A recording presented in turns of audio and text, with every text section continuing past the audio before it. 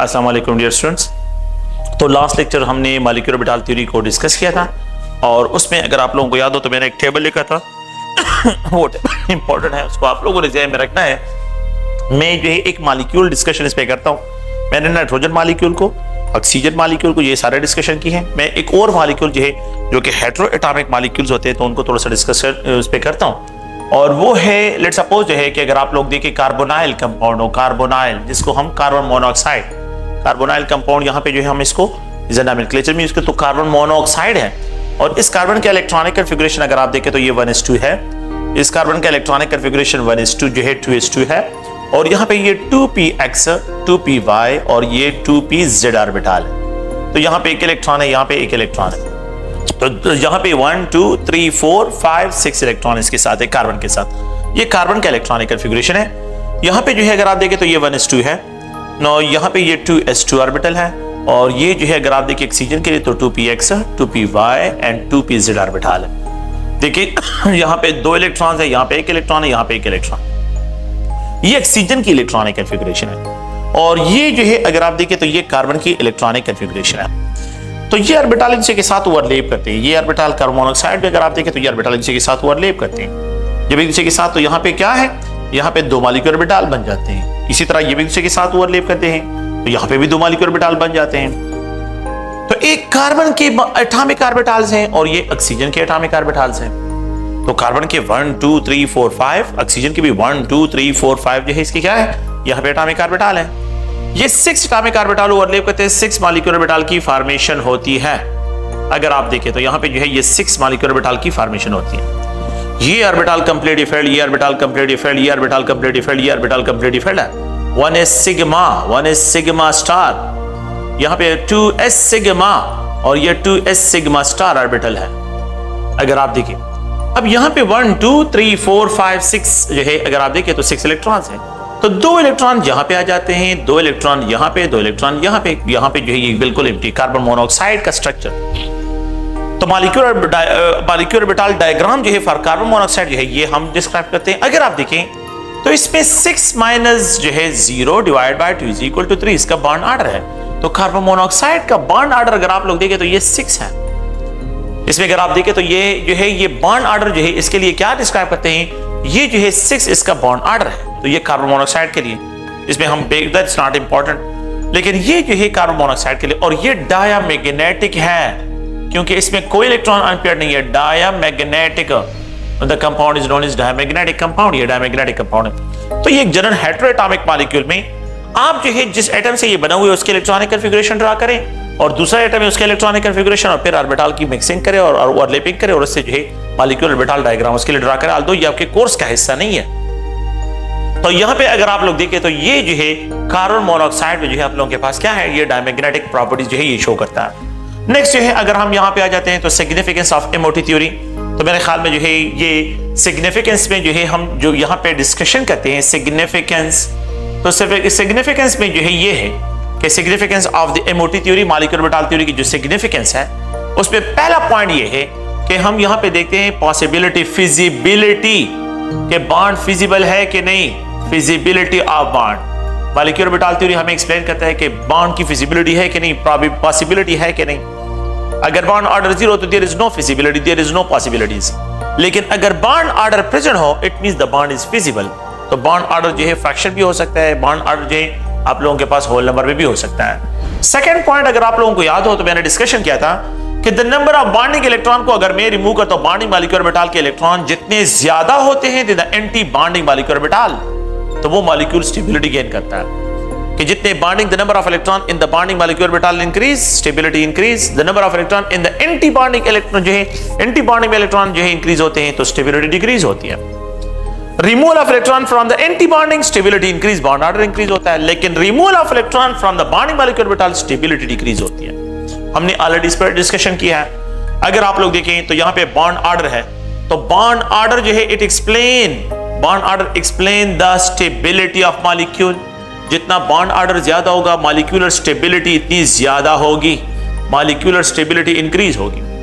Bond order जब increase होता है तो बॉन्ड लेंथ डिक्रीज होता है, बॉन्ड लेंथ डिक्रीज होता है। बॉन्ड ऑर्डर इंक्रीज होता है तो बॉन्ड लेंथ डिक्रीज होता है। इन द फोर्थ पॉइंट यहां पे जो हम डिस्कशन करते हैं इसके, तो the paramagnetic nature of this some species, paramagnetic nature of molecules जो है, paramagnetic nature of molecules can be describe from the paramagnetic of molecule. Paramagnetism can be described, means the paramagnetic nature of oxygen can be described by molecular orbital theory, by molecular orbital theory. ये मोटी theory के जरिए इसको describe करते हैं। अगर आप लोग देखें, molecular orbital theory हमें जो है the paramagnetic nature of the oxygen को भी एक्सप्लेन करता है। Magnetism, according to the valence bond theory oxygen is diamagnetic, लेकिन प्रैक्टिकली अगर हम देखें तो ऑक्सीजन पैरामैग्नेटिक है। तो मैग्नेटिज्म जो है due to the presence of two unpaired electron in the anti bonding molecular orbital, जिसको हमने ऑलरेडी डिस्कस किया है। So the paramagnetic nature of the molecule जो है कि मॉलिक्यूलर पैरामैग्नेटिक नेचर को हम जब डिस्क्राइब करते हैं तो उसके लिए क्या एक्सप्रेशन करते हैं, यहाँ पे जो है आप लोगों ने प्लीज ध्यान में रखना है। उसके लिए हम मॉलिक्यूलर ऑर्बिटल थ्योरी की तरफ आते हैं। तो ये एक जनरल जो है इसके कुछ सिग्निफिकेंस पॉइंट्स हैं, इनको आप लोगों ने प्लीज ध्यान में रखना है। नेक्स्ट जो है एक अनदर टॉपिक की तरफ आते हैं, and that is bond energy. That is known as a bond energies. तो bond energies को डिस्कस करते हैं कि bond energies क्या है। अगर आप लोग देखें तो यहाँ पे जो है ये नेक्स्ट टॉपिक है, और इसमें जो है हम ये डिस्कशन करते हैं कि ये 1 मोल ऑफ हाइड्रोजन गैस जो है हम लेते हैं, and if we have to add 400 जो है 436 kilo joule per mole energy इसमें ऐड करता हूँ, मोल kilo joule per mole energy इसमें ऐड करता हूँ। So it is converted into 2 mole of hydrogen atom. ये 2 moles of hydrogen atom में कन्वर्ट हो जाएगा। यहाँ पे अगर मैं यहाँ पे 1 मोल ऑफ क्लोरीन गैस लेता हूं तो you have to add 242 kilo joule per mole energy इसमें ऐड करनी है। यहाँ पे ये 2 मोल ऑफ क्लोरीन एटम में कन्वर्ट हो जाएगा, 2 मोल ऑफ क्लोरीन एटम में। 1 मोल ऑफ द यहाँ पे जो है अगर मैं लेता हूं ब्रोमीन, तो इट इज जो है we need 193 kilo joule per mole energy जो है मुझे रिक्वायर्ड है, 193। तो it will be converted into 2 mole of bromine atom में ये कन्वर्ट होता है। अगर आप लोग देखें तो यहां पे मैं एक डेफिनेशन पॉइंट ऑफ व्यू से कि the amount of energy required to break all bonds in 1 mole of a substance, that amount of energy is known as bond enthalpy, bond energy, bond dissociation energy. The amount of energy required to break all bonds in 1 mole of a substance. अगर मैं यहां पे लिखूं कि the amount of energy required to break all bonds, in 1 mole of a substance, So that amount of energy is known as, इसको हम क्या कहते हैं, बॉन्ड एंथैल्पी कहते हैं, बॉन्ड एनर्जी कहते हैं। It is known as bond enthalpy. ये endothermic process, bond breaking endothermic process है। तो बॉन्ड ब्रेकिंग ये जो है एक एंडोथर्मिक प्रोसेस है, और इसमें मैं एनर्जी ऐड कर रहा हूं, तो इसको डिस्क्राइब करते हैं with the positive enthalpy. It is describe as a positive enthalpy से इसको एक्सप्रेशन करते हैं। अगर मैं क्या लिखूं, यहां पे 1 मोल ऑफ हाइड्रोजन एटम लेता हूं, and it combine with the 1 mole of hydrogen atom, it is converted into 1 mole of hydrogen molecule. ये प्रोसेस रिवर्स कर लेता हूं, तो यहां पे जो बॉन्ड एंथैल्पी होगी या बॉन्ड रिएक्शन की एंथैल्पी होगी, that will be equal to -436 kilo joule per mole energy. -436 kilo joule, ये माइनस साइन है। अगर मैं 2 क्लोरीन एटम लेता हूं, या बल्कि 2 mole of 1 mole of chlorine atom, 1 mole of chlorine atom, अगर मैं इन दोनों को कंपेयर करता हूं 1 मोल ऑफ क्लोरीन मॉलिक्यूल, तो यहां पे जो है standard enthalpy of reaction will be equal to -292 kilo joule per mole है। तो हम बॉन्ड एंथैल्पी को इस तरह भी डिफाइन करते हैं कि the amount of energy released when 1 mole of a substance is formed from its constituent element. The amount of energy released when 1 mole of a substance is formed from its constituent elements. तो constituent elements के combination से तो जो molecule बनता है या compound बनता है, तो जो अमाउंट ऑफ एनर्जी रिलीज होती है उसको भी standard enthalpy of bond enthalpy कहते हैं, स्टैंडर्ड एंथैल्पी ऑफ फॉर्मेशन भी, स्टैंडर्ड एंथैल्पी ऑफ रिएक्शन भी कहते हैं, बॉन्ड एंथैल्पी भी इसको कहते हैं। तो मतलब क्या है कि बॉन्ड एनर्जी जो है ये एंडो भी है और ये एक्सो, दोनों से इसकी एक्सप्रेशन कर सकते हैं। तो you have to describe by exothermic process और एंडोथर्मिक प्रोसेस, है ये दोनों इसके लिए यहां पे रिप्रेजेंट कर सकते हैं। तो बॉन्ड एंथैल्पी एक्सोथर्मिक भी हो सकती है, बॉन्ड एंथैल्पी एक एंडोथर्मिक, ये दोनों प्रोसेस जो है इसके लिए एक्सप्रेशन इसके लिए कर सकते हैं। अगर मैं यहां पे एक पॉइंट को लिखूं कि 1 mole of hydrogen gas it is equal to 2 gram, ये 2 ग्राम के बराबर है, और यहां पे जो है Avogadro number of molecule of hydrogen है 2 मोल, 1 मोल का मतलब Avogadro number, it occupy 22.4 dm cube volume. इसकी जो बॉन्ड एंथैल्पी एनर्जी है 436 किलो जूल पर मोल है।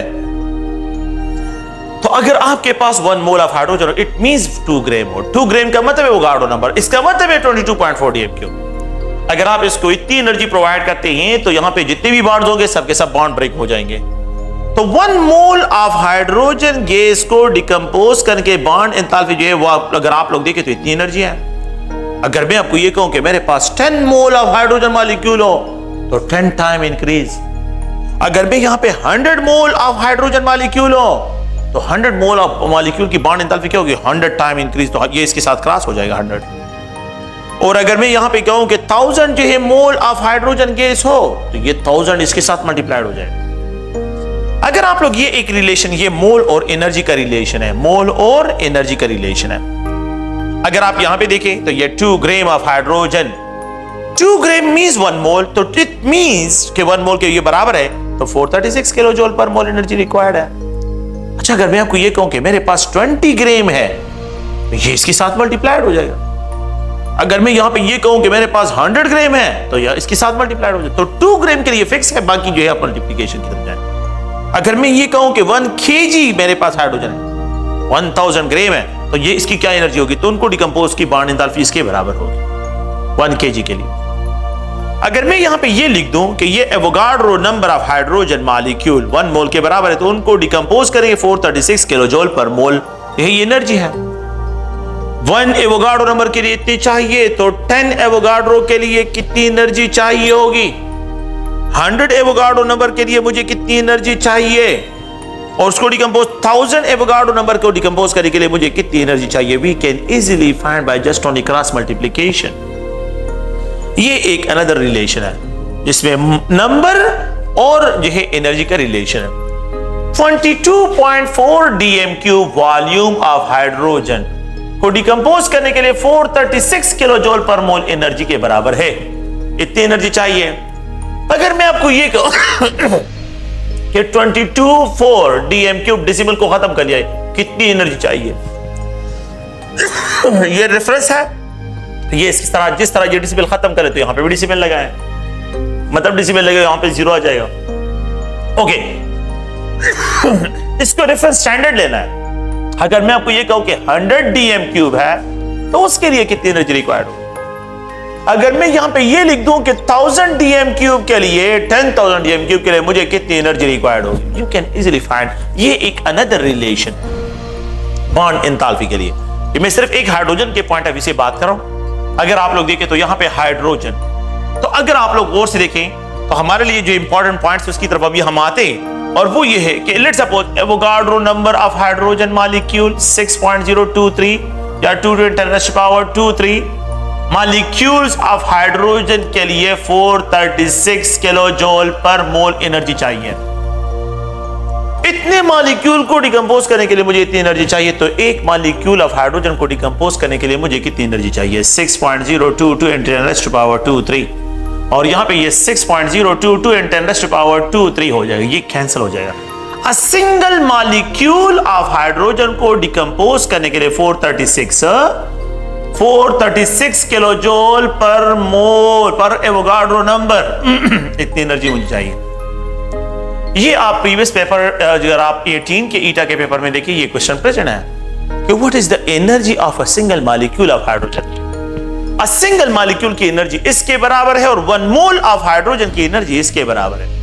अ सिंगल मॉलिक्यूल का मतलब है क्या कि यहां पे आप लोगों के पास ये 2 एटॉमिक मास यूनिट हो। 2 atomic mass unit of hydrogen के लिए इतनी एनर्जी रिक्वायर्ड है कि जिसमें 436 डिवाइड बाय एवोगाड्रो नंबर होगा। 436 डिवाइड बाय एवोगाड्रो नंबर जो है अगर आप लोग देखें तो ये एक हाइड्रोजन मॉलिक्यूल की एनर्जी है। आप याद रखें कि अ सिंगल मॉलिक्यूल की hydrogen, a single molecule of chlorine की energy, a single molecule of chlorine की एनर्जी अगर मैं यहां पे लिख देता हूं तो 1 mole means Avogadro number 6.022 and 10⁻²3।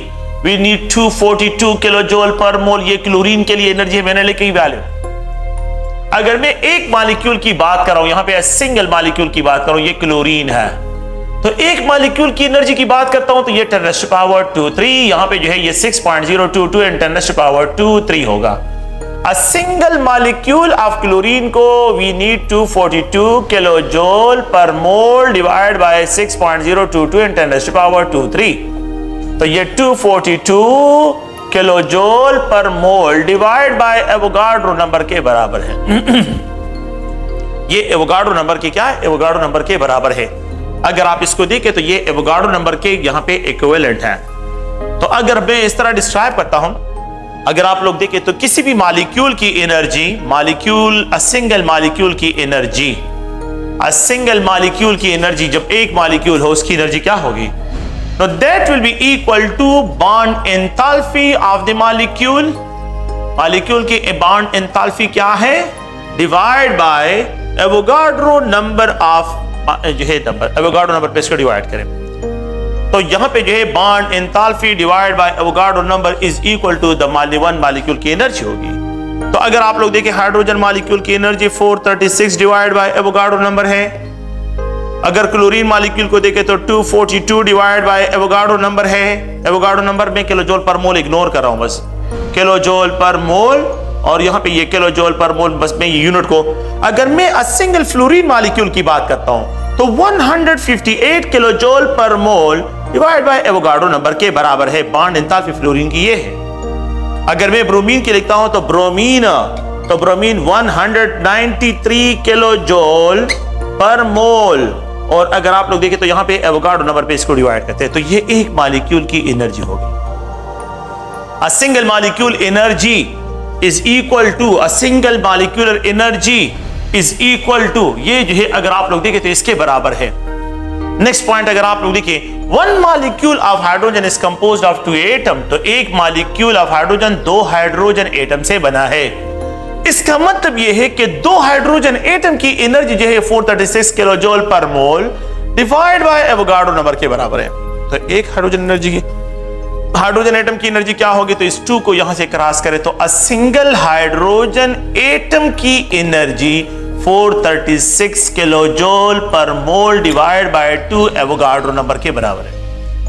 ये अगर आप लोग देखिए एक हाइड्रोजन एटम की एनर्जी इसके बराबर है। मॉलिक्यूल की energy 436 divide by Avogadro number है, लेकिन एक हाइड्रोजन एटम की एनर्जी इसके बराबर है। Okay, a single chlorine atom की एनर्जी को अगर मैं लिखता हूं, अ सिंगल क्लोरीन एटम की एनर्जी को अगर मैं लिखता हूं, अ सिंगल क्लोरीन एटम की एनर्जी अगर मैं लिखता हूं तो it means 242 kilo joule per mole divide by 2 Avogadro number के बराबर है।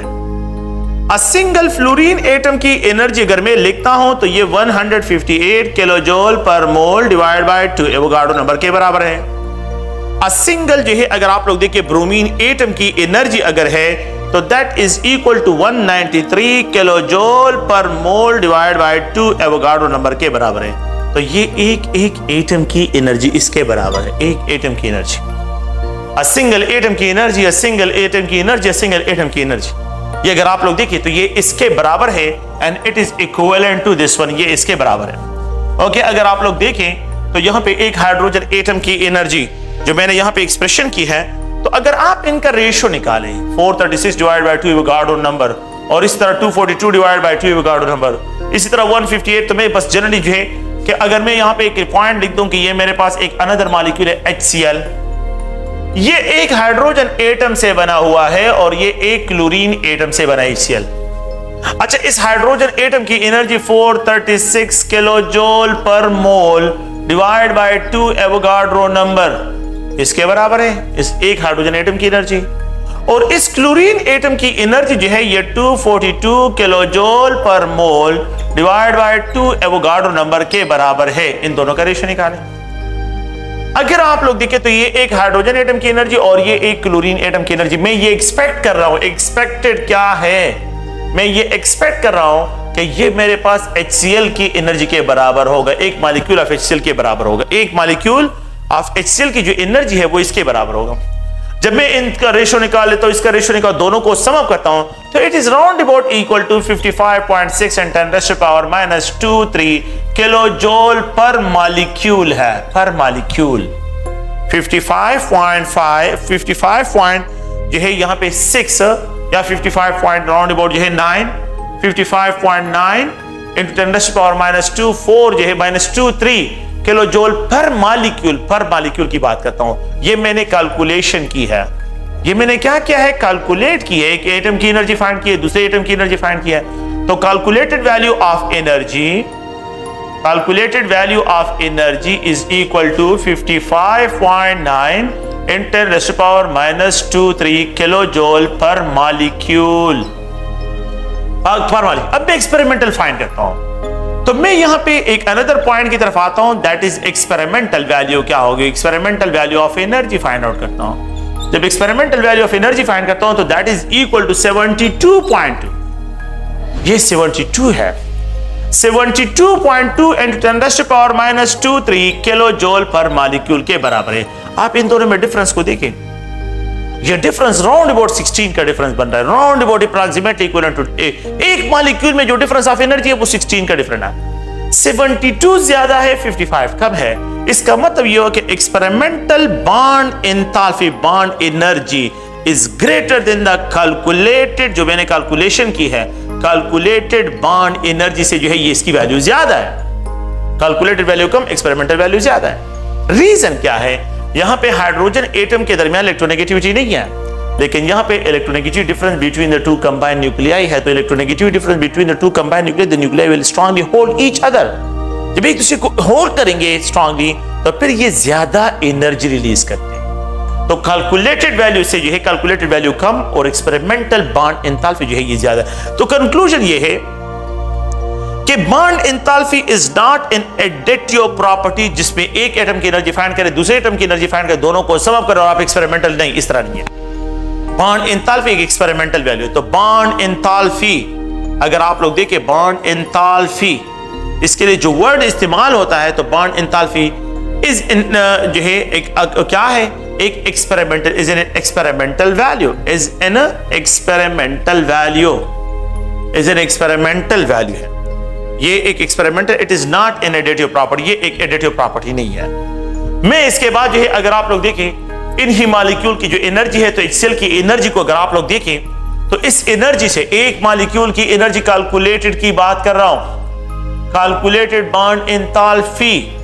अगर आप देखें तो एक मॉलिक्यूल जो है, एक मॉलिक्यूल की जो एनर्जी है, Now that energy is equal to a single molecule of HCl की जो एनर्जी है, that is equal to 55.9 × 10⁻⁻23 ये किलो जूल पर मॉलिक्यूल इसकी वैल्यू है। अगर एक HCl की इतनी है तो Avogadro number of HCl means 1 mole of HCl molecule की बॉन्ड एंथैल्पी किसके बराबर हो? तो ये इसके साथ क्रॉस करते हैं, ये एनर्जी क्या करते हैं, इसके साथ क्रॉस करता हूं। तो जब ये एनर्जी और ये एवोगाड्रो नंबर के साथ क्रॉस होते हैं तो क्रॉस मोल जो है, जिसको हम यहां पे डिस्क्राइब करते हैं क्योंकि ये 1 मोल है, तो ये इसके साथ जब क्रॉस हो जाएगा तो ये 1 मोल के लिए इतनी एनर्जी होगी। तो मैं क्या लिखूंगा, Avogadro number multiplied 55.9 × 10⁻⁻23 kilo joule per molecule. अगर आप लोग देखें तो जब ये एक दूसरे के साथ मल्टीप्लाइड होंगे तो this value is approximately equivalent to, ये जो है राउंड अबाउट जो है अगर हम कैलकुलेट करते हैं तो this value is round about जो है ये 230 किलो जूल पर मोल के बराबर है, 230 किलो जूल पर मोल के बराबर है। तो ये कैलकुलेटेड वैल्यू है, नॉट कैलकुलेटेड वैल्यू। लेकिन जब हम एक्सपेरिमेंटल वैल्यू फाइंड करते हैं, एक्सपेरिमेंटल एनर्जी को अगर आप क्या करते हैं, बॉन्ड एंथैल्पी में 1 मोल में कन्वर्ट करते हैं, तो अगर हम एक्सपेरिमेंटल वैल्यू को इसी तरह कैलकुलेट करें तो एक्सपेरिमेंटल वैल्यू जो है, एक्सपेरिमेंटल वैल्यू, तो दैट इज इक्वल टू, मैं यहां पे एक्सप्रेशन करता हूं, 430 किलो जूल पर मोल के बराबर है। 430 experimental value is greater, calculated value जो है ये लेसर है। इन दोनों के दरमियान अगर आप डिफरेंस को फाइंड आउट करें So the difference of energy between these two experimental minus calculated, that is round about equal to 200 के बराबर है। 200 डिफरेंस आ रहा है, ये बहुत ज्यादा डिफरेंस है। इससे मैंने क्या कहा कि bond enthalpy is an experimental value, it is not an additive property जिसमें एक की एनर्जी एटम की फाइंड करें दूसरे एटम की और आप समाप्त करें और आप ये कहें कि मेरे पास बॉन्ड एंथैल्पी नहीं, इस तरह नहीं है। It is an experimental value. ये 200 का डिफरेंस जो है यहां पे आ रहा है, ये बहुत ज्यादा डिफरेंस है। तो अगर आप लोग देखें तो आप लोगों के बुक में एक टेबल गिवन है और उस टेबल में जो है अगर हम देखें और वहां पे जो कैलकुलेशन है, डिफरेंट कैलकुलेशन कि यहाँ पे जो है ये HF है, यहाँ पे HCl है, यहाँ पे हाइड्रोब्रोमिक एसिड, यहाँ पे हाइड्रो आयोडिक एसिड है। ये जो है अगर आप देखें तो ये एक टेबल आप लोगों के बुक पे गिवन है और इसमें जो है एक कैलकुलेटेड वैल्यू है, एक एक्सपेरिमेंटल वैल्यू है और एक जो है डिफरेंस है, डिफरेंस। तो जो कैलकुलेटेड, बस इस वैल्यू को लिखने की कोई जरूरत नहीं है, लेकिन अगर मैं यहाँ पे जो इन दोनों के दरमियान HF के लिए डिफरेंस फाइंड आउट करूं तो this difference is equal to 274। अगर मैं इन दोनों के लिए HCl के लिए कैलकुलेटेड और एक्सपेरिमेंटल वैल्यू में डिफरेंस फाइंड करूं तो दैट इज इक्वल टू 200। अगर मैं यहां पे HBr के लिए एक्सपेरिमेंटल और कैलकुलेटेड वैल्यू को डिफरेंस फाइंड आउट करता हूं तो इट इज इक्वल टू 55। और अगर मैं HI के लिए और इन दोनों के दरमियान डिफरेंस को फाइंड आउट करता हूं तो ये अराउंड अबाउट 8 के बराबर होता है। अगर आप लोग देखिए एक्सपेरिमेंटल, तो जितना electronegative difference between the two combined nuclei increase होता है, then the difference between the experimental value और कैलकुलेटेड वैल्यू आल्सो इंक्रीज होता है। कंक्लूजन ये है कि the electronegativity difference between two nuclei, difference between two nuclei increases, between two nuclei increases. अगर ये इंक्रीज होते हैं then the electronegative difference between the two nuclei increase होते हैं, then the difference of energy, difference of energy, difference of energy also जो है ये क्या होती है, इंक्रीज होती है आल्सो एनर्जी अब between calculate experimental and calculated, experimental and calculated are also increases, are also increases, ये भी increase होते हैं, it also increases। तो ये अगर आप लोग देखिए एक स्टेटमेंट है और एक स्टेटमेंट जो है यहाँ पे अगर आप लोग देखिए electronegative difference between two nuclei increases, then the difference of energy between experimental and calculated value also increase होता है। तो ये अगर आप लोग देखें तो आप लोगों ने इस पॉइंट को ज़हन में रखना है। अच्छा, कौन कौन से फैक्टर जो है वो बॉन्ड एनर्जी को इफेक्ट करते हैं, फैक्टर्स अफेक्टिंग द, कौन कौन से फैक्टर जो है द बॉन्ड एंथैल्पी। तो पहला पॉइंट क्या है कि यहाँ पे जो है electronegativity difference between the two combined nuclei increase, bond enthalpy increase. So electronegativity जितनी ज्यादा होती है between the two combined nuclei, bond enthalpy increase होती है। Electronegative difference increase, bond enthalpy increase. तो यहाँ पे इलेक्ट्रोनेगेटिविटी ज्यादा है और यहाँ पे जो है कम है, तो यहाँ पे बॉन्ड एंथैल्पी कम, यहाँ पे बॉन्ड एंथैल्पी सबसे ज्यादा है। तो इसी वजह से बॉन्ड एंथैल्पी HF की ज्यादा देन HCl, HCl की ज्यादा देन HBr, HBr की ज्यादा than the HI। So the which of the following bond is thermodynamically more stable is HF. In the type of bond that is thermodynamically unstable is HI है। ये second point जो है अगर आप लोग देखें तो मैं यहाँ पे जो है कि bond energy is directly proportional to the bond order. Bond order जितना इंक्रीज होता है बॉन्ड एंथैल्पी इंक्रीज होती है। ये कार्बन है ऑक्सीजन के साथ सिंगल बॉन्डेड है, ये कार्बन है ऑक्सीजन के साथ डबल बॉन्डेड है, ये कार्बन है नाइट्रोजन के साथ डबल बॉन्डेड है, ये कार्बन नाइट्रोजन के साथ ट्रिपल बॉन्डेड है, ऑक्सीजन सिंगल बॉन्डेड है, ऑक्सीजन डबल बॉन्डेड है। तो जितना बॉन्ड ऑर्डर इंक्रीज होता है बॉन्ड एंथैल्पी भी इंक्रीज। तो बॉन्ड एनर्जी और बॉन्ड ऑर्डर में डायरेक्ट रिलेशन है। बॉन्ड एनर्जी जितनी है आप लोगों के पास और बॉन्ड ऑर्डर में डायरेक्ट, जितना बॉन्ड ऑर्डर इंक्रीज होता है बॉन्ड एंथैल्पी भी इंक्रीज होती है। द थर्ड पॉइंट अगर हम यहाँ पे देखें तो ये तो बॉन्ड ऑर्डर जो है इसके लिए यहाँ पे एक्सप्रेशन करना था। द थर्ड पॉइंट ये है कि साइज ऑफ एटम जो है, साइज ऑफ एटम जितना स्मॉल होता है बॉन्ड एंथैल्पी ज्यादा, और साइज ऑफ द एटम जितना ज्यादा होता है तो साइज ऑफ द एटम और बॉन्ड एनर्जी में इनवर्स रिलेशन है कि बॉन्ड साइज है, एक साइज जितना स्मॉल होगा न्यूक्लियर एक दूसरे को स्टाइटली होल्ड करेंगे, और साइज जितना बड़ा होता है बॉन्ड लेंथ इंक्रीज होता है तो बॉन्ड एनर्जी डिक्रीज होती है। तो least amount of energy be required and more amount of energy will be required. तो यहाँ पे आप लोगों ने ये ज़हन में रखना है। लेकिन अगर आप लोग गौर से देखें तो ये स्मॉल साइज जो है, स्मॉल साइज, इसमें एक्सेप्शन भी है, फ्लोरीन के केस में एक्सेप्शन है। अगर आप लोग देखें तो फ्लोरीन का साइज तो कम है, लेकिन उसका ट्रेंड क्या है? Chlorine have more than the bromine, bromine have more than the fluorine, and fluorine have more than the iodine. उसका रीजन आप लोगों को पता होगा कि फ्लोरीन में यहां पे लोन पेयर ऑफ इलेक्ट्रॉन्स है, और यहां पे ये फ्लोरीन ये स्मॉल साइज के, तो ये लोन पेयर ऑफ इलेक्ट्रॉन एक दूसरे को रिपेल करते हैं, जिसकी वजह से ये बॉन्ड एंथैल्पी क्या हो जाती है? ये अनस्टेबल हो जाता है, ये बॉन्ड आसानी के साथ टूट जाता है। Less amount of energy be required to decompose this bond, इस बॉन्ड को डिकम्पोज करने के लिए है।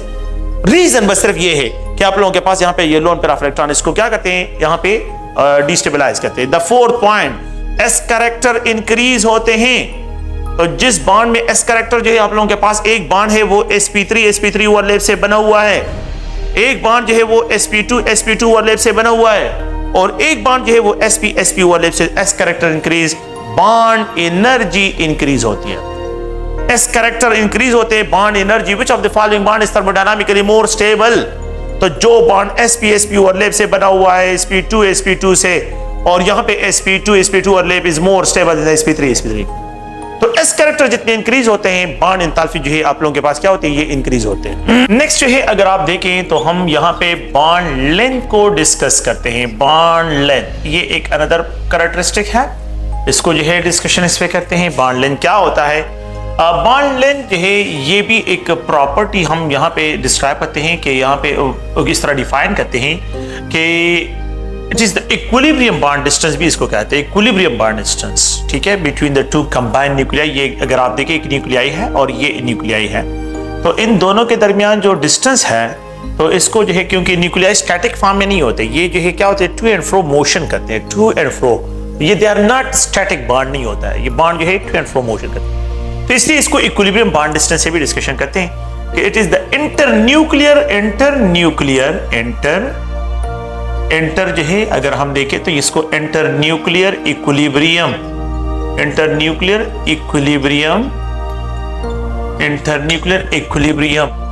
Distance between two covalently bonded nuclei. Bonded nuclei is known as a bond length. इसको bond length कहते हैं. The internuclear equilibrium distance between two covalently bonded nuclei is known as bond length. इसको bond length कहते हैं. It is determined experimentally. It is determined by XRD techniques. X-rays diffraction के जरिए इसकी determination करते हैं. इसके लिए जो यूनिट यूज होता है तो मोस्टली पाइकोमीटर जो है, एंगस्ट्रॉम, नैनोमीटर, और अगर आप लोग देखें तो यहाँ पे जो है micrometre, different types of unit के जो लेंथ है एक्सेट्रा, ये इसके लिए यूज करते हैं. तो पाइकोमीटर, एंगस्ट्रॉम, नैनोमीटर जो है ये इनके यूनिट, और ये XRD टेक्निक ये एक्सपेरिमेंटल इसके जरिए डिटरमिन होते हैं. और बॉन्ड आप लोगों को पता है कि न्यूक्लियर जो एटम्स होते हैं तो इनकी जो कोई जो है मतलब ये कि फिक्स बाउंड्रीज नहीं होते. ये तो मतलब ये कि इलेक्ट्रॉन्स है तो इलेक्ट्रॉन जो यहाँ तक प्रेजेंट होते हैं तो इनकी फिक्स बाउंड्रीज नहीं होते. तो अगर आप लोग देखें तो यहाँ पे मैं एक्सप्रेशन करता हूँ कि the internuclear equilibrium distance, let's suppose hydrogen है तो हाइड्रोजन के दरमियान जो बॉन्ड लेंथ है it is determined experimentally by XRD technique, it is equal to 74 picometre के बराबर है. अगर आप लोग देखिए ये 74 पाइकोमीटर जो है यहाँ पे कार्बन कार्बन के दरमियान जो बॉन्ड लेंथ है ये 154 पाइकोमीटर के बराबर है. सिलिकॉन सिलिकॉन के दरमियान जो बॉन्ड लेंथ है इट इज इक्वल टू 236 पाइकोमीटर के बराबर है. तो ये जनरल जो है कि ये है कि it is the internuclear equilibrium distance between the two covalently bonded nuclei. The internuclear equilibrium distance between the two covalently bonded nuclei is known as इसको हम बॉन्ड लेंथ से डिस्क्राइब करते हैं, ये बॉन्ड लेंथ कहलाता है. अगर आप लोग देखें तो यहाँ पे जो है जो बॉन्ड लेंथ है तो ये इस कौन से फैक्टर पे इफेक्ट करता है. तो पहला point electronegativity difference between the two combined nuclei increase, bond length decrease. अगर हम यहाँ पे डिस्कशन का मतलब करते हैं कि इलेक्ट्रोनेगेटिव डिफरेंस जो है जितना इंक्रीज होता है बॉन्ड लेंथ डिक्रीज होता है. ये कार्बन है, अगर hydride the binary compounds of hydrogen are called hydrides. अगर कार्बन हाइड्रोजन के साथ अटैच है, यहाँ पे जो है ये नाइट्रोजन के साथ अटैच है, ये ग्रुप 4 एलिमेंट्स है, ग्रुप 4. अगर आप देखें ये ग्रुप 4 एलिमेंट है, ये ग्रुप 5 एलिमेंट है, नाइट्रोजन ग्रुप 5 का है. यहाँ पे जो है अगर आप लोग देखें तो ये ग्रुप 6 का एलिमेंट है ऑक्सीजन, तो यहाँ पे, और ये ग्रुप 7 का एलिमेंट है जो कि फ्लोरीन है. तो यहाँ पे जो है ये फ्लोरीन और ये हाइड्रोजन. तो binary compound of hydrogen with any other element is known as इसको हम क्या एक्सप्रेशन करते हैं, ये जो है बॉन्ड लेंथ डिस्क्राइब होता है. देखिए यहां पे बॉन्ड लेंथ सबसे ज्यादा होगा क्योंकि यहां पे इलेक्ट्रोनेगेटिविटी डिफरेंस सबसे कम है, और यहां पे बॉन्ड लेंथ सबसे कम होगा क्योंकि यहां पे इलेक्ट्रोनेगेटिविटी डिफरेंस सबसे ज्यादा है। सो अगर मैं यहां पे लिखूं तो बॉन्ड लेंथ वाइज तो carbon hydrogen bond length will be greater than the nitrogen hydrogen bond will be greater than the hydrogen oxygen bond will be greater than the FH जो है यहां पे होगा। तो ये किसका ट्रेंड है? ये बॉन्ड लेंथ का ट्रेंड है, बॉन्ड लेंथ का। इससे पहले मैंने बॉन्ड एनर्जी की बात की है, तो अगर मैं बॉन्ड एनर्जी का ट्रेंड की बात करता हूं तो यहां पे FH बॉन्ड जिसको HF भी कहते हैं, ये बॉन्ड एनर्जी ज्यादा देन द OH बॉन्ड, ये बॉन्ड एनर्जी ज्यादा देन द NH बॉन्ड, ये बॉन्ड एनर्जी ज्यादा देन द CH बॉन्ड। तो सबसे लीस्ट है, तो जहां पे बॉन्ड लेंथ ज्यादा होगा वहां पे बॉन्ड एनर्जी सबसे कम होगी, जहां पे बॉन्ड लेंथ सबसे कम होगा वहां पे बॉन्ड एनर्जी सबसे ज्यादा होगी। तो बॉन्ड एनर्जी का ट्रेंड इस जो है, अगर आप ग्रुप 4 से लेके ग्रुप 7 तक जाते हैं तो यहां पे इनके लिए बॉन्ड एनर्जी का जो ट्रेंड है, तो electronegative difference between to combined nuclear increase, bond length decrease. अगर मैं यहां पे लिख दूं बॉन्ड ऑर्डर, बॉन्ड ऑर्डर जो है ये कार्बन कार्बन सिंगल बॉन्ड है, ये कार्बन कार्बन डबल बॉन्ड है, ये कार्बन कार्बन ट्रिपल बॉन्ड है। तो ट्रिपल बॉन्ड में 120 पाइकोमीटर बॉन्ड लेंथ है, यहां पे 132 पाइकोमीटर है, 134 पाइकोमीटर, यहां पे 154 पाइकोमीटर है। अगर आप यहां पे देखें तो यहां पे बॉन्ड ऑर्डर 1 है, यहां पे बॉन्ड ऑर्डर, जितना बॉन्ड ऑर्डर इंक्रीज होता है बॉन्ड लेंथ डिक्रीज होता है। So there is a inverse relationship between the bond order and bond length. ये कार्बन ऑक्सीजन डबल बॉन्ड है, यहां पे जो है अगर आप देखें तो ये कार्बन कार्बन डबल बॉन्ड है, यहां पे कार्बन कार्बन, ये कार्बन ऑक्सीजन, यहां पे बॉन्ड ऑर्डर सेम है। अगर आप लोग देखें यहां पे ये कार्बन नाइट्रोजन बॉन्ड, अपने इलेक्ट्रोनेगेटिविटी को फिर देखना है, यहां पे इलेक्ट्रोनेगेटिव डिफरेंस सबसे ज्यादा है, फिर उसके बाद ये है, और यहां पे तो इन केस में बॉन्ड ऑर्डर तो सेम है लेकिन यहां पे बॉन्ड लेंथ कम होगा, फिर उसके बाद कार्बन नाइट्रोजन का बॉन्ड लेंथ होगा, और फिर उसमें जो है सबसे ज्यादा बॉन्ड लेंथ जो है वो अगर आप लोग देखें तो कार्बन कार्बन डबल बॉन्ड का होगा। Electronegativity difference, bond order same, electronegativity difference को देखें, बॉन्ड ऑर्डर डिफरेंट है तो फिर बॉन्ड ऑर्डर को देखें तो जहां पे बॉन्ड ऑर्डर ज्यादा होगा वहां पे बॉन्ड लेंथ जो है आप लोग के पास सबसे क्या होगा वो कम होगा। तो bond order increase, bond energy increase, लेकिन बॉन्ड लेंथ डिक्रीज होता है। ये अगर आप लोग देखें तो ये इसका एक अनदर फैक्टर है जिसको हम यहां पे साइज ऑफ एटम। अगर थर्ड वन ये है कि साइज ऑफ एटम जितना स्मॉल होगा, एटम जितना स्मॉल होता है, जितना इंक्रीज होता है, साइज ऑफ एटम जितना इंक्रीज होता है तो बॉन्ड लेंथ भी इंक्रीज होता है। So there is a direct relationship between the size of atom and bond length. अगर आप लोग देखें तो यहां पे मैं एक्सप्रेशन करता हूं, ये फ्लोरीन फ्लोरीन है, ये क्लोरीन क्लोरीन, ये ब्रोमीन है, ब्रोमीन के साथ ये आयोडीन, तो सबसे ज्यादा बॉन्ड लेंथ आयोडीन में, सबसे लीस्ट बॉन्ड लेंथ फ्लोरीन में। अगर आप लोग कार्बन कार्बन को देखें, सिलिकॉन सिलिकॉन को देखें, यहां पे जर्मीनियम जर्मीनियम के बॉन्ड लेंथ को देखें, तो जितना मैं फ्रॉम टॉप टू बॉटम जाता हूं size of the atom increase होता है, बॉन्ड लेंथ इंक्रीज होता है। तो फ्रॉम टॉप टू बॉटम अगर मैं मूव करता हूं तो बॉन्ड लेंथ, तो यहां पे from top to bottom bond length increase, from bottom to top bond length decrease होता है। तो ये जो है साइज ऑफ द एटम है। द फोर्थ पॉइंट ये है एस कैरेक्टर। तो ये बिल्कुल वही है कि अगर आप लोग देखें एस कैरेक्टर, यहां पे sp3 हाइब्रिडाइज है, ये 25% एस कैरेक्टर है, यहां पे 33% एस कैरेक्टर है, और यहां पे जो है 50% एस कैरेक्टर है। तो जितना एस कैरेक्टर इंक्रीज होते हैं बॉन्ड लेंथ डिक्रीज होते हैं। तो बॉन्ड लेंथ और एस कैरेक्टर का इनवर्स रिलेशन है। एस कैरेक्टर जितने ज्यादा होते हैं बॉन्ड लेंथ जो है अगर आप लोग देखें तो यहां पे ये डिक्रीज होता है। तो ये एक जनरल स्केच है द बॉन्ड लेंथ के बारे में कि बॉन्ड लेंथ को आप लोगों ने किस तरह जो है जहन में रखना है, साइज ऑफ द एटम को देखना है, इलेक्ट्रोनेगेटिविटी को देखना है, बॉन्ड ऑर्डर को देखना है, इन सारी चीजों को आप लोगों ने जो है देखना है। ठीक है। अच्छा नेक्स्ट जो है अगर मैं यहां पे एक वर्ड इस्तेमाल करता हूं that is called covalent radii. Covalent radii. अच्छा what is mean by covalent radii? Covalent radii क्या होती है? तो जो कोवेलेंट बॉन्ड होता है तो उसका अगर हम हाफ लेते हैं तो half of the covalent bond, half of covalent bond, covalent bond का हाफ जो होता है is described as a covalent radii. लेकिन फॉर अ होमोएटॉमिक मॉलिक्यूल तो half of covalent bond for a homoatomic molecule, for a homoatomic molecule, homoatomic molecule is known as a covalent radii. Half of covalent bond for a homoatomic molecule is known as covalent radii. अगर आप लोग देखें तो hydrogen की covalent radii, covalent radii of hydrogen will be equal to bond length of chlorine hydrogen. Bond length of hydrogen, ठीक है, divide by 2. The bond length of hydrogen is equal to, मैंने अभी यहां पे लिखा है, and that is equal to 74 picometer divide by 2 is equal to 37 picometer. इसकी covalent radii है. The covalent radii of carbon is equal to the bond length of carbon. Bond length of carbon divided by 2 is equal to 154 picometer divided by 2 is equal to 77 picometer के बराबर है. तो अगर यहां पे देखिए covalent radii जो है सिलिकॉन का, कोवेलेंट रेडियाई सिलिकॉन का, सिलिकॉन, तो ये 236 इसका बॉन्ड लेंथ है, divide by 2 is equal to 118 picometre के बराबर है. 118 पाइकोमीटर के बराबर है. अगर मैं यहां पे लिख दूं कि what will be the expected bond length between the carbon and hydrogen, the covalent radii of carbon is 77 picometer. The covalent radii of hydrogen is 37 picometer. तो मैं इन दोनों को सम करता हूं. It is approximately equal to 114 picometer. ये मैंने calculate की है. मैंने क्या की है? कैलकुलेशन की है. कैलकुलेटेड वैल्यू है. जब मैं एक्सपेरिमेंटल वैल्यू के साथ इसकी कंपैरिजन करता हूं तो मैं बॉन्ड लेंथ को मेजर करता हूं और एक्सपेरिमेंटली डिटरमिनेशन करता हूं. ये कैलकुलेशन मैंने किया है. Now we have to find experiment, perform experiment.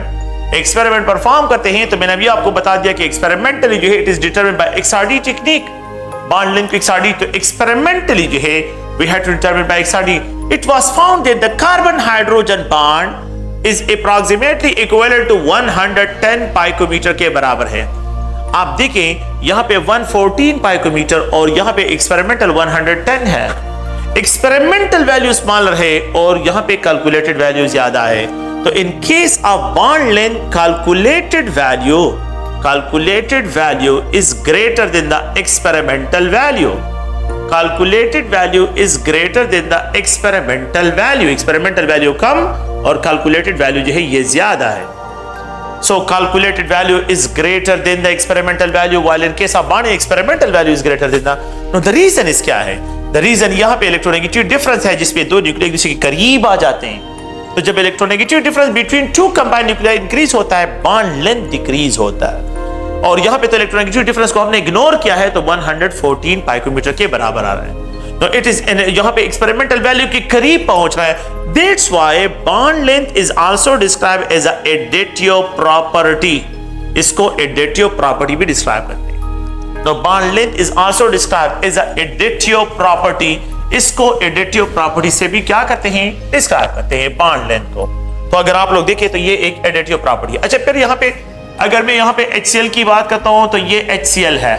तो the covalent radii of hydrogen is equal to 37 picometre. ये 37 पाइकोमीटर के बराबर है. The covalent radii of chlorine is equal to 99 picometre. तो covalent radii of chlorine will be equal to the bond length 198 picometer divided by 2 is equal to 99 picometer के बराबर है. इन दोनों का जो समअप है that will be equal to 136 picometer के बराबर है. ये मैंने कैलकुलेशन की है. ये मैंने क्या की है? कैलकुलेशन. जब हम इसको एक्सपेरिमेंटली फाइंड आउट करते हैं, एक्सपेरिमेंटली हम इसको फाइंड आउट करते हैं, it is equal to round about 127 या 126 पाइकोमीटर इसके बराबर होता है. इन दोनों का डिफरेंस अगर आप लोग निकाल लेते हैं तो यहां पे ये 10 आ रहा है. 10 डिफरेंस है. 10 डिफरेंस इतना ज्यादा नहीं है. बॉन्ड एनर्जी में 274, 255 बहुत ज्यादा डिफरेंस आ रहा था.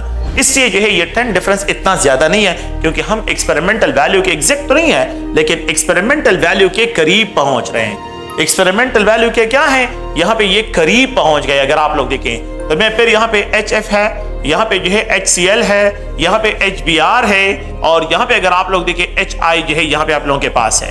प्लीज आप लोग देखें यहाँ पे ये टेबल है. एक्सपेरिमेंटल वैल्यू, कैलकुलेटेड वैल्यू और यहाँ पे जो है इनके दरमियान जो डिफरेंस है उसको फाइंड आउट करते हैं. तो मेरे ख्याल में दैट्स नॉट इंपॉर्टेंट. हमने ऑलरेडी इस पे जो है एक पॉइंट दिया है और वो पॉइंट हमने ऑलरेडी डिस्कशन किए कि एक्सपेरिमेंटल वैल्यू और यहाँ पे इनके कैलकुलेटेड वैल्यू में इन दोनों में इलेक्ट्रोनेगेटिव डिफरेंस ज्यादा है तो यहाँ पे डिफरेंस भी ज्यादा है. 16 का डिफरेंस आता है. तो यहाँ पे जो एक्सपेरिमेंटल वैल्यू है 92 है और जो कैलकुलेटेड वैल्यू है 108 इसकी वैल्यू आती है। तो अगर आप इन दोनों के डिफरेंस को देखें, यहाँ पे जो एक्सपेरिमेंटल वैल्यू जो है 126 है, लेकिन यहाँ पे जो कैलकुलेटेड वैल्यू है दैट इज 137 जो है या 136 जो है, राउंड अबाउट 136 इसकी वैल्यू आती है। तो यहाँ पे 10 का डिफरेंस आता है। और अगर आप लोग देखें तो यहाँ पे बिल्कुल the same situation is here, तो यहाँ पे 9 और यहाँ पे 10 का डिफरेंस वापस आ जाता है। तो खैर ये जो है अगर आप देखें तो जहां पे इलेक्ट्रोनेगेटिव डिफरेंस सबसे ज्यादा है वहां पे the experimental difference and calculated में जो है डिफरेंस भी 16 है। 16 is not so much big जो है डिफरेंस नहीं है।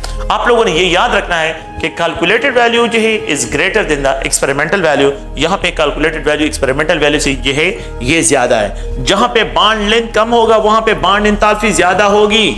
जहां पे बॉन्ड एंथैल्पी ज्यादा होगी वो मॉलिक्यूल जो है मोर थर्मोडायनामिकली मोर स्टेबल होगा, उसको हम जो है थर्मोडायनामिकली मोर स्टेबल डिस्क्राइब करते हैं। तो ये अगर आप लोग देखें बॉन्ड लेंथ के बारे में जो है एक जनरल जो है स्केच है। नेक्स्ट जो है अगर आप लोग देखें तो आयोनिक कैरेक्टर एक अनदर टॉपिक है और इस आयोनिक कैरेक्टर की डिस्कशन करते हैं। अच्छा, लेट्स सपोज अगर मैं आपको यहाँ पे एक पॉइंट डिस्कशन करता हूँ कि ये मेरे पास ए बी के साथ बॉन्डेड है, ए बी के साथ बॉन्डेड है, इसकी इलेक्ट्रोनेगेटिविटी ए क्रॉस ए, इसकी इलेक्ट्रोनेगेटिविटी क्रॉस बी से, ये इलेक्ट्रोनेगेटिविटी एक्स और ये एक्स जो है cross A electronegativity of A और ये cross B electronegativity of B. ये एक जनरल जो है एक थ्योरेटिकल आइडिया है।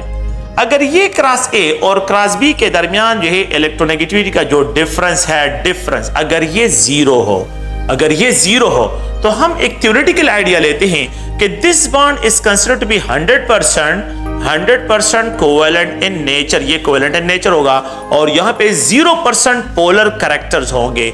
0% आयोनिक मींस पोलर कैरेक्टर होंगे। No the compound have 0% ionic character and 100% जो है इसमें कोवेलेंट कैरेक्टर जो है यहाँ पे डिस्क्राइब होंगे। अगर आप लोग देखिए मैं यहां से एक एग्जांपल से, तो लेट्स सपोज एक क्लोरीन एटम है, दूसरा क्लोरीन एटम है, तो क्लोरीन एटम और क्लोरीन एटम के दरमियान इलेक्ट्रोनेगेटिव डिफरेंस क्या हो जाएगा? वो जीरो ही होगा। तो 100% कोवेलेंट होगा and there will be no covalent characteristic इसमें कोई होगा। अगर मैं यहां पे एक और एग्जांपल लेता हूं, ये कार्बन है और ये हाइड्रोजन है। लेट्स सपोज अगर ये क्रॉस ए है और ये क्रॉस बी है, इन दोनों की इलेक्ट्रोनेगेटिविटी 2.5, यहाँ पे ये 2.1 है, दोनों में डिफरेंस 0.4 है। तो ये जनरल जो है इन्होंने कैलकुलेशन की है कि अगर 0.4 हो तो यहाँ पे जो है 91% इसमें कोवेलेंट कैरेक्टर होंगे और 9% इसमें आयोनिक कैरेक्टर आ जाते हैं। 9% का मतलब है पोलर कैरेक्टर, आयोनिक कैरेक्टर का मतलब यहाँ पे पोलर कैरेक्टर आ जाएंगे।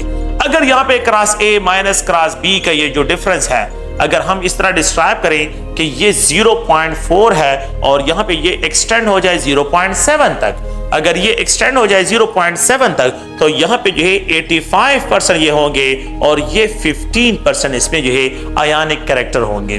कोवेलेंट कैरेक्टर जो है कम हो रहे हैं, आयोनिक कैरेक्टर इंक्रीज हो रहे हैं। अगर आप लोग देखें, अगर आप लोगों के पास एक दो न्यूक्लियाई है cross A minus cross B और ये electronegative difference between the two combined nuclei is 1.4 हो, अगर ये जो है लेट्स सपोज ये इंक्रीज हो जाए 1.4 जो है चला जाए, तो यहाँ पे जो है अगर आप देखें तो इस केस पे जब हम डिस्कशन करते हैं तो यहाँ पे 21% जो है आप लोगों के पास क्या है 21% यहाँ पे जो है अगर आप लोग देखें तो इसमें जो है राउंड अबाउट 39% जो है इसमें क्या होते हैं आयोनिक कैरेक्टर आ जाते हैं और यहाँ पे जो है अगर आप देखें तो 61% इसमें कोवेलेंट कैरेक्टर आ जाते हैं। अगर हम यहाँ पे जो है क्रॉस ए और क्रॉस बी के दरमियान इलेक्ट्रोनेगेटिविटी का जो डिफरेंस है, तो इस इलेक्ट्रोनेगेटिव डिफरेंस को अगर हम यहाँ पे डिस्क्राइब करते हैं मतलब ये 1.7 पे चला जाए तो यहाँ पे 50% आयोनिक कैरेक्टर एंड 50% जो है ये कोवेलेंट कैरेक्टर जो है। मैं यहाँ पे एक और पॉइंट को थोड़ा सा इंक्लूड करना चाहता हूँ और वो इंक्लूजन जो है कि 0.9 इसमें आ जाए। तो मैंने थोड़ा सा जो है इसमें एक पॉइंट को ऐड करना है और ये जो है 0.1 एक्स्ट्रा पॉइंट यहाँ पे ऐड कर रहा हूँ कि अगर ये 0.9 हो, अगर ये क्या हो 0.9 तक हो, 0.9 हो, यहाँ पे 0.7 है और यहाँ पे ये 0.9 जो है इसको अगर मैं यहाँ पे लिख देता हूँ कि ये 0.9 है तो 0.9 तो ये 15% से एक्सीड होके 21% पे चले जाते हैं और यहाँ पे जो है अगर आप देखें तो ये एक्सीड होते हैं 79%।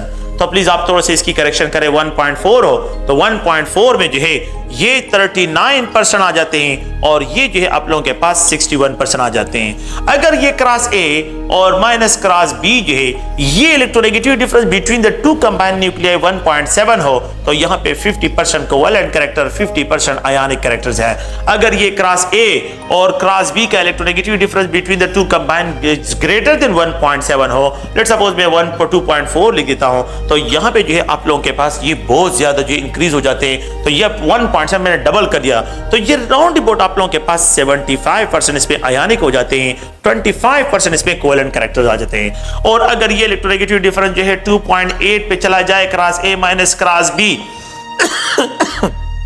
अगर ये डिफरेंस यहां पे चला जाए तो यहां पे जो है 11% कोवेलेंट कैरेक्टर होंगे 89%, और अगर ये डिफरेंस जो है class A minus class B जो है ये 3 के बराबर हो जाए राउंड अबाउट, तो it will be equivalent to यहां पे 0% कोवेलेंट कैरेक्टर होंगे और 100% जो है ये आयनिक कैरेक्टर्स होंगे। कंक्लूजन क्या है? कंक्लूजन ये है कि the electronegativity difference between the two combined nuclei जितनी इंक्रीज होते हैं, आयनिक कैरेक्टर इंक्रीज और कोवेलेंट कैरेक्टरिस्टिक कम होते हैं। और अगर मैं इस डायरेक्शन में जाता हूं, जितने electronegativity difference between the two combined nuclei decrease होता है, आयनिक कैरेक्टर कम होते हैं, कोवेलेंट कैरेक्टरिस्टिक इंक्रीज होते हैं, मींस पोलर कैरेक्टर्स कम होते हैं और non polar character.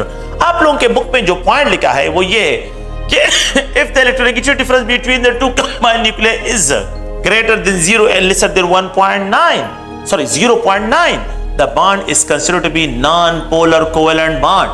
The bond is considered to be a non-polar. If the electronegativity difference between the two combined nuclei is greater than the 0.9 and lesser than 1.7, so then the bond is considered to be polar covalent bond with some ionic character, copolar covalent bond with some ionic character, and if it is greater than 1.7, अगर ये 7 से ज्यादा हो, so the bond is considered to be ionic in nature. ये bond क्या describe किया जाएगा?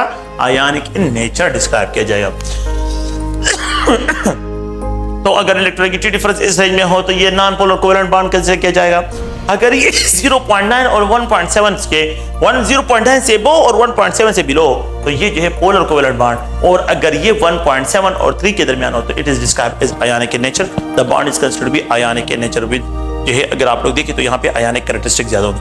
तो कंक्लूजन क्या है कि जस्ट ओनली जहां पे इलेक्ट्रोनेगेटिविटी डिफरेंस सबसे ज्यादा होगा वहां पे जो है आयनिक कैरेक्टर्स होंगे, और जहां पे जो है आप लोगों के पास इलेक्ट्रोनेगेटिविटी डिफरेंस जितना कम होगा वहां पे कोवेलेंट कैरेक्टरिस्टिक जो है ये ज्यादा डिस्क्राइब होंगे। तो ये एक छोटा सा टॉपिक है, आप लोग प्लीज इसको ज़हन में रखें।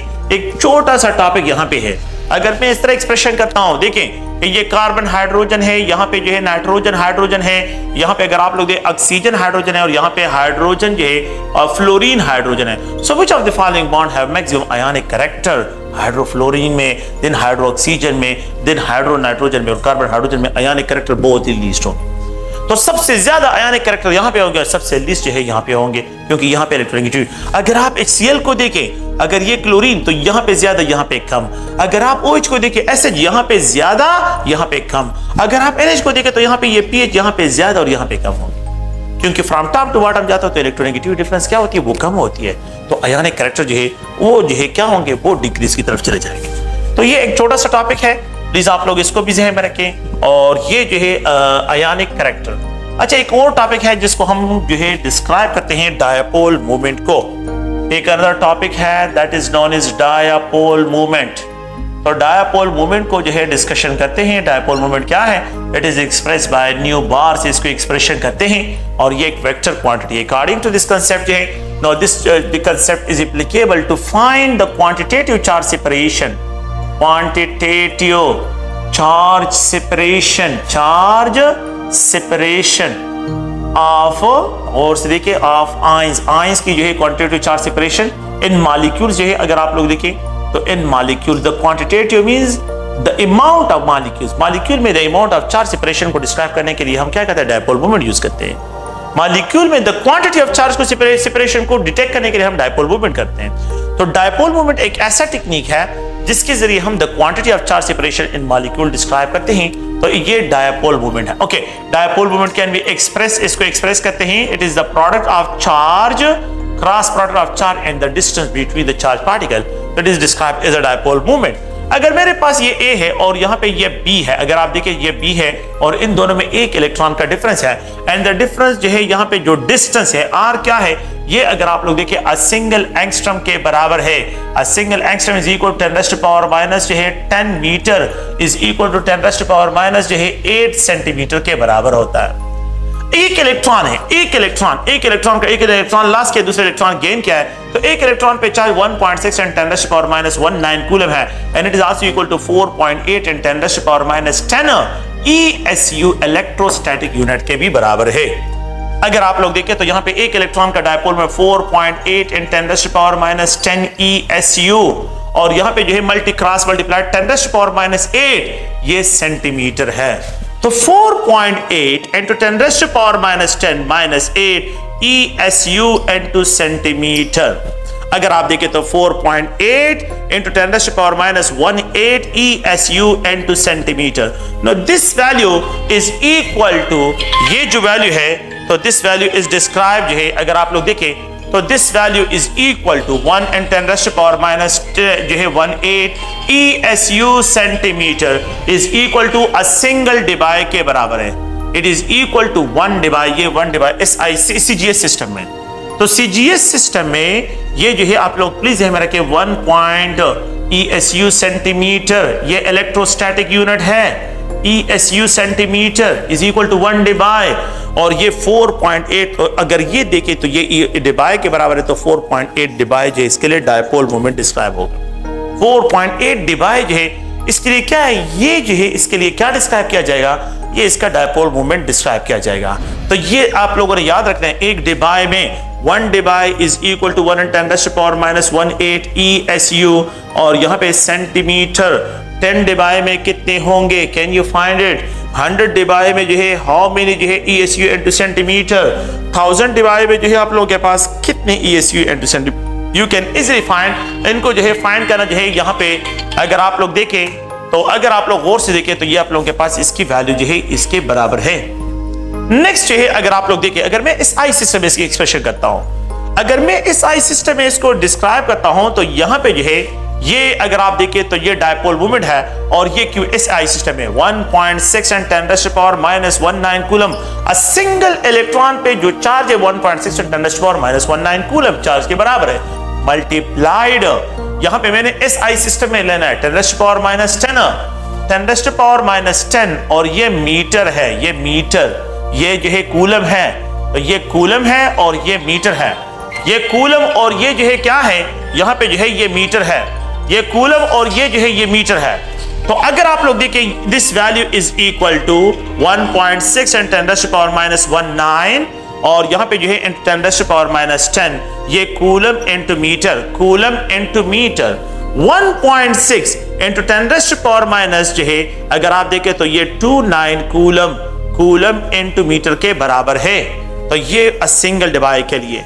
अगर मैं यहाँ पे क्या करता हूँ, सिंगल डायपोल इलेक्ट्रॉन के लिए डायपोल मोमेंट, अगर मैं इन दोनों की कंपैरिजन करता हूँ 4.8 debye 1.6 and 10 raised to power minus 29 coulomb into meter, तो अ सिंगल डिवाई में कितने कूलम इनटू मीटर होंगे, ये क्रॉस करें, a single Debye will be equal to 3.34 and 10 raised to power minus 3 जो है अगर आप लोग देखें तो यहाँ पे 34 कूलम इनटू मीटर जो है ये इसके बराबर होगा। तो ये एक डिवाई में जो है अगर हम इस तरह एक्सप्रेशन करते हैं तो ये आप लोगों के पास की value 3.34 and 10 raised to power minus 30, sorry इसकी वैल्यू जो है थोड़ी सी करेक्शन करें, तो यहाँ पे माइनस 30 कूलम इनटू 10 जो है 10 raised to power minus 30 coulomb into meter, इसकी वैल्यू जो है अ सिंगल। तो 1 डिवाई में इतने कूलम इनटू मीटर होते हैं, तो 10 में कितने कूलम इनटू मीटर होंगे, 100 में कितने होंगे, 200 में कितने होंगे, 1000 में कितने होंगे, यू कैन फाइंड इट। आप लोग आसानी से जो है इंटर कन्वर्जन, तो ये यूनिट फैक्टर इंटर कन्वर्जन है, और ये जो है इस आई सिस्टम में, ये एस आई सिस्टम में और ये CGS सिस्टम में हमने जो इंटर कन्वर्जन की है, तो आप लोगों ने इनको ज़हन में रखना है।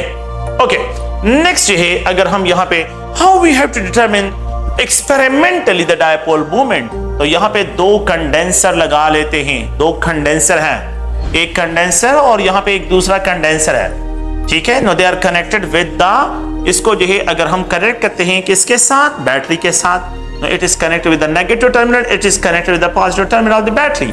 और यहाँ पे volt meter potential difference determination के लिए।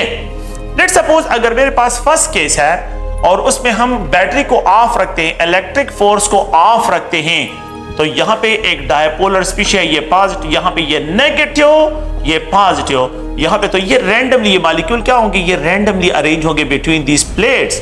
इन प्लेट्स के दरमियान जो है ये रैंडमली जो है ये पार्टिकल क्या होंगे, ये अरेंज होंगे, ये बिल्कुल इस तरह रैंडमली होंगे। तो in case of the electric force of हो तो यहाँ पे जो है ये पार्टिकल इन दो प्लेट्स के दरमियान जो है बिल्कुल रैंडमली अरेंज होंगे, ये क्या होंगे, ये रैंडमली अरेंज होंगे। लेकिन अगर मैं क्या करता हूं सेकंड केस में इलेक्ट्रिक फोर्स को ऑन कर लेता हूं, तो अब जैसे ही ऑन कर लेता हूं तो ये नेगेटिव चार्ज, ये नेगेटिव चार्ज, ये प्लेट हो जाएगा, ये पॉजिटिव चार्ज हो जाएगा।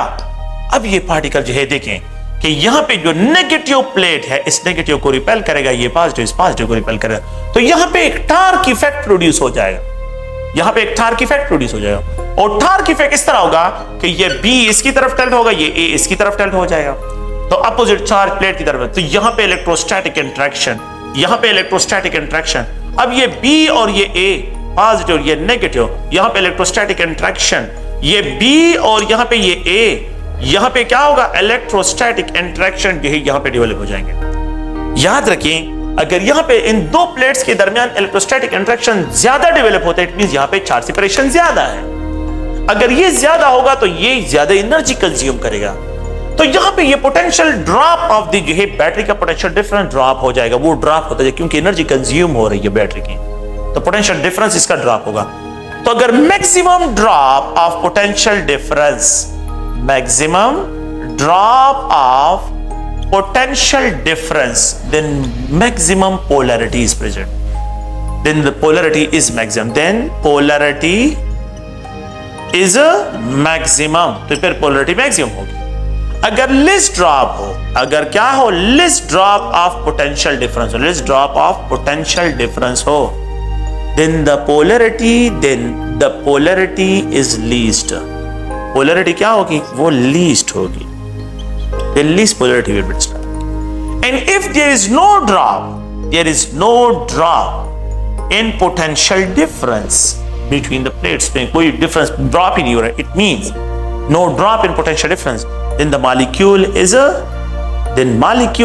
non-polar, molecule is a non-polar, फिर ये molecule क्या होगा, non-polar होगा, the molecule is described as a non-polar, इसको जो है नॉन पोलर मॉलिक्यूल डिस्क्राइब किया जाएगा। तो ये इसकी एक्सपेरिमेंटल डिटर्मिनेशन है, आप लोगों ने प्लीज इसको ज़हन में रखना है। The maximum drop in potential difference, the maximum drop in potential difference, more polarity, the least drop so the less polar, and if there is no drop तो it means the molecule is non polar, ये non polar है। अच्छा एक और point की तरफ आते हैं, तो यहाँ पे जो है लेट्स सपोज मैं स्टार्ट लेता हूँ ज्योमेट्री ऑफ द मॉलिक्यूल से, कि geometry of the molecule, let's suppose अगर आप लोग गौर से यहाँ पे जो है ये मैं एक्सप्रेशन करता हूं कि यहाँ पे बेरिलियम क्लोराइड है, तो बेरिलियम क्लोराइड में अगर आप देखें ये वेक्टर का जो सम है ये नल वेक्टर होगा, क्योंकि इन दोनों का सम, क्योंकि जितने जो टग ऑफ वार है, जितने फोर्सेस इस साइड से, जितने फोर्सेस सेम सेपरेशन यहाँ पे, सो यहाँ पे डायपोल मोमेंट इसका जीरो होगा, the molecule is non polar. Carbon dioxide molecule को देखें, कार्बन डाइऑक्साइड मॉलिक्यूल बिल्कुल ये भी टग ऑफ वाटर है, वार है, टग ऑफ वार, यहाँ पे डायपोल मोमेंट जो है इसके लिए बिल्कुल जीरो है, बिल्कुल dipole moment, molecule is considered to be non polar. आप क्या करें, एक लाइन ड्रा करें इस तरह, if it produces exact mirror images तो the molecule is considered to be non polar, ये मॉलिक्यूल क्या होगा, नॉन पोलर होगा। एल्यूमिनियम क्लोराइड, एल्यूमिनियम क्लोराइड को अगर आप लोग देखें, यहां से एक लाइन ड्रा करें, एग्जैक्ट मिरर इमेज, यहां से एक लाइन ड्रा करें, एग्जैक्ट मिरर इमेज, यहां से एक लाइन ड्रा करें, exact mirror image, molecule is non polar, zero dipole.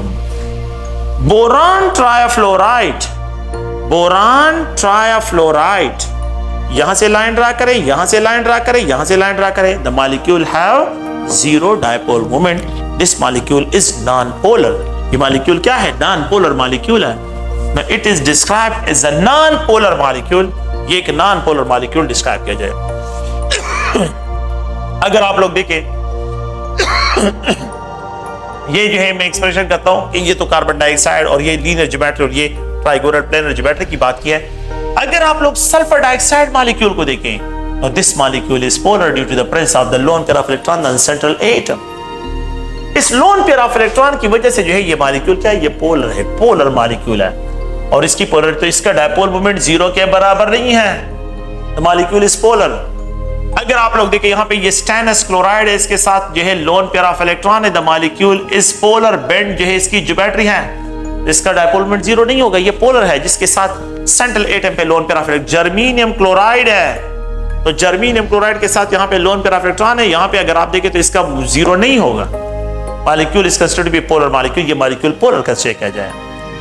अगर आप लोग देखिए अमोनिया मॉलिक्यूल को अगर हम यहाँ पे डिस्क्राइब करते हैं तो अमोनिया मॉलिक्यूल का डायपोल मूवमेंट है, यहाँ पे जो है इस मॉलिक्यूल का डायपोल मूवमेंट है और इसका 1.7 जो है इसका डायपोल मूवमेंट डिवाइड जो है इसका जो है क्या है, डायपोल मूवमेंट है, ये 0 नहीं है।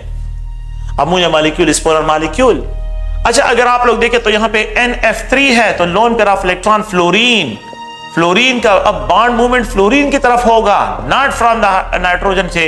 अब अगर आप लोग इलेक्ट्रॉन यहाँ पे क्लोजर होंगे तो यहाँ पे डायपोल मूवमेंट कम हो जाता है। प्लीज ये याद रखें, डायपोल मूवमेंट इसका लो है, NF3 का डायपोल मूवमेंट लो है और वहां पे जो है अमोनिया का, ammonia is more polar than NF3, ammonia is more polar than the NF3। ये NF3 से क्या होता है, ये मोर पोलर होता है।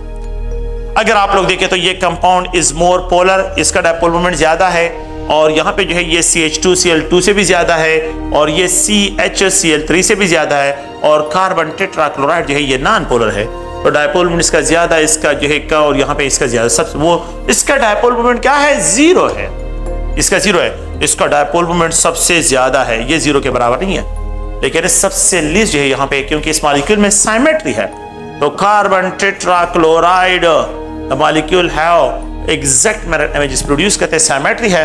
तो जिन मॉलिक्यूल में बॉन्ड साइमेट्री हो वो मॉलिक्यूल जो है नॉन पोलर डिस्क्राइब होते हैं, वो मॉलिक्यूल नॉन पोलर डिस्क्राइब है। सिस ट्रांस आइसोमर, ये क्लोरो है तो सिस आइसोमर है, क्लोरो E3 है, chlorine on the both side the same side है, क्लोरो E3, यहाँ पे इलेक्ट्रॉन, यहाँ पे जो है बॉन्ड मूवमेंट, तो ये जो है नेट डायपोल मूवमेंट है। तो ये अगर आप लोग देखिए E3 मॉलिक्यूल को अगर आप लोग देखें तो ये E3 मॉलिक्यूल जो है ये एक पोलर मॉलिक्यूल है, तो ये क्लोरो जो है सिस आइसोमर, तो सिस डायाक्लोरो E3 जो है ये पोलर मॉलिक्यूल है। लेकिन इसका जो ट्रांस है, ट्रांस आइसोमर जो इसका है, तो ये एक दूसरे के इफेक्ट को कैंसल आउट करता है, इसी के इफेक्ट को कैंसल आउट करते हैं, 180 एंगल पे होते हैं। तो ट्रांस आइसोमर जो है, trans isomer they are non polar, trans isomer non polar होता है और इसका डायपोल मोमेंट 0 के बराबर, इसका dipole moment is not equal to 0, ये 0 के बराबर है और ये 0 के बराबर। तो आप लोगों ने प्लीज देखें कि यहाँ पे जो है डायपोल मूवमेंट जो है कि सिस ट्रांस आइसोमेरिज्म जो है उनमें डिफरेंशिएट करने के लिए हम क्या करते हैं, ये अगर आप लोग और से देखें, मैं एक कंपाउंड को डिस्कशन करता हूं कि ये बेंजीन और यहाँ पे क्लोरीन है, बिल्कुल इसका जो है डायपोल मूवमेंट जो है ये 0 के बराबर नहीं है। अगर मैं यहाँ पे लिख देता हूं कि यहाँ पे ये क्लोरीन, इसका डायपोल मूवमेंट 0 नहीं है, लेकिन अगर ये पैराडाई सब्स्टिट्यूट हो तो अब इसका है, इसका डायपोल मोमेंट तो पैराडाई सब्स्टिट्यूटेड जो है ये नॉन पोलर होगा, लेकिन होमो डायटोमिक हो, मतलब सिमिलर एटम का सब्स्टिट्यूट हो, तो ये क्या होगा, ये आप लोगों के पास, तो प्लीज आप लोग ध्यान में रखें इसका डायपोल मोमेंट 0 होगा। तो ये 0 है, यहां पे ये पोलर है, यहां पे जो है ये पोलर होगा। अगर आप लोग गौर से देखें तो यहां पे जो है मैं इस तरह एक्सप्रेशन करता हूं कि ये हाइड्रोक्सिल ग्रुप क्लोरीन, इसका डायपोल मोमेंट है, ये पोलर मॉलिक्यूल, डायपोल मोमेंट इसका 0 नहीं है। यहां पे जो है इसका डायपोल मोमेंट जो है ये 0 नहीं है, ये भी पोलर है, ये भी पोलर है, और इसका पैरा सब्स्टिट्यूटेड जो है, तो अगर डिसिमिलर हो तो डेफिनेटली इसके सारे आइसोमर, तीनों आइसोमर जो है वो पोलर होंगे। तो इनका जो है जितने भी आप लोगों के पास आइसोमर्स होंगे या आप लोगों के पास, तो इसमें साइमेट्री है, तो ये हाफ इस हाफ का एग्जैक्ट मिरर इमेज आ रहा है। इसी वजह से जो है अगर आप देखें तो, लेकिन ये आप लोगों के पास क्या है, ये मॉलिक्यूल, तो दिस मॉलिक्यूल में जो है इन सब का डायपोल मोमेंट जो है आप लोगों के पास प्रेजेंट होगा, तो ये आप लोगों ने प्लीज ध्यान में रखना है। ओके, नेक्स्ट जो है अगर हम यहाँ पे लेट्स सपोज एल्डिहाइड्स और कीटोन को देखें, तो ये एल्डिहाइड्स है, एल्डिहाइड्स आर पोलर, ये पोलर है, डायपोल मोमेंट इसका है, कीटोन्स आर पोलर, तो कीटोन्स जो है अगर आप लोग देखें तो कीटोन्स का डायपोल मोमेंट है, ये कार्बन नेगेटिव, और ये तो जो पॉजिटिव होगा क्रॉस टेल से एक्सप्रेस करते हैं और जो नेगेटिव है तो उसकी तरफ जो है हेड ऑफ द एरो जो है उसकी तरफ आ जाता है। तो ये अगर आप लोग देखें तो जनरल जो है इसकी एग्जांपल है।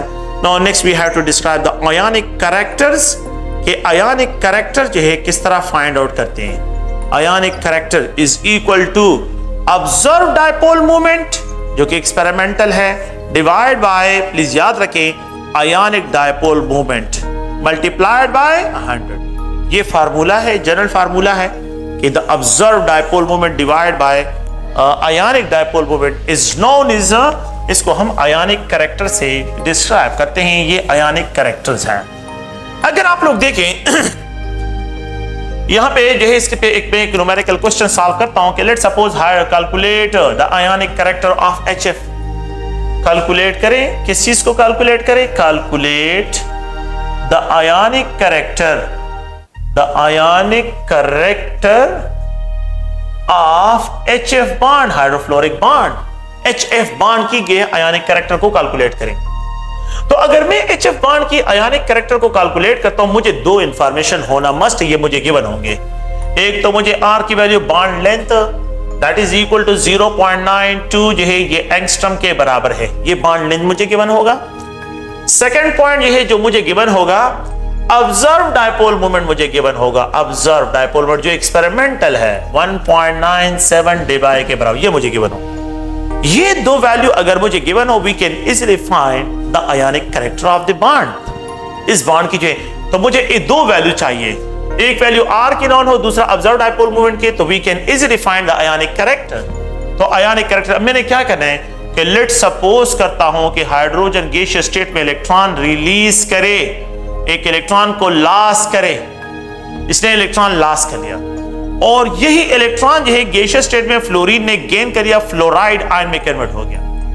ये जो HF है ये दोनों एक के साथ कंबाइन होते हैं, तो यहां पे आयोनिक बॉन्ड H और F जो है इसने इलेक्ट्रॉन लॉस किया है हाइड्रोजन, और फ्लोरीन ने गेन किया है। हाइड्रोजन और गैसियस स्टेट में और फ्लोरीन गैसियस स्टेट में कंबाइन होते हैं, एक ने इलेक्ट्रॉन रिलीज किया, दूसरे इलेक्ट्रॉन, ये आयोनिक 100% आयोनिक है। ये 100% आयोनिक बॉन्ड जो है अगर हम यहां पे देखते हैं तो ये 100% आयोनिक बॉन्ड है। अगर आप लोग देखें तो इस 100% आयोनिक बॉन्ड जिसमें मैंने ये जनरली मैं सपोज कर रहा हूं, मैं थ्योरेटिकली बात कर रहा हूं कि इसने इलेक्ट्रॉन लॉस करिए, आल्दो इस तरह नहीं होता है, लेकिन हम यहां पे कैलकुलेशन की तरफ आ रहे हैं, तो कैलकुलेशन के लिए कुछ पॉइंट्स हैं, थ्योरेटिकल आइडिया लेते हैं। तो अब क्या होगा कि यहां पे जो डायपोल मोमेंट है, ionic dipole moment, ionic dipole moment, इसको फाइंड करना है, तो यहां पे charge, cross product of charge into R, charge की वैल्यू, एक इलेक्ट्रॉन का डिफरेंस है, तो 4.8 × 10⁻⁻10 ESU, क्रॉस प्रोडक्ट विद यहां पे इतना जो है डिफरेंस R है, ये 0.92 × 10⁻⁸ सेंटीमीटर है। अब क्या करें, इन दोनों को मल्टीप्लाई करें, 4.8 multiplied 0.92, it is into 10⁻⁻10 8 ESU into centimeter, ये कूलम इंटू मीटर है, सेंटीमीटर है।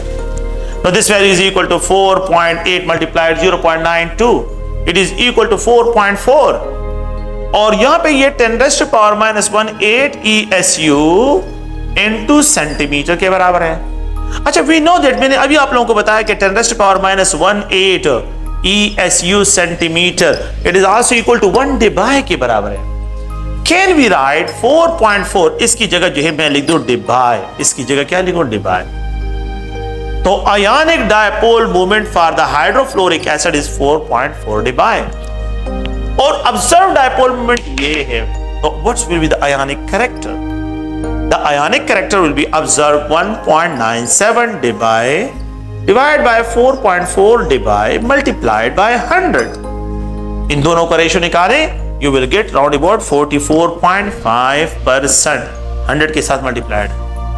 इट मींस कि यहां पे हाइड्रोफ्लोरिक एसिड के जो बॉन्ड है इसमें 44.5% आयोनिक कैरेक्टर्स हैं, तो 46.5 इसमें जो है क्या होंगे, 55.5 जो इसमें क्या हो जाएंगे, कोवेलेंट कैरेक्टर्स हो जाएंगे।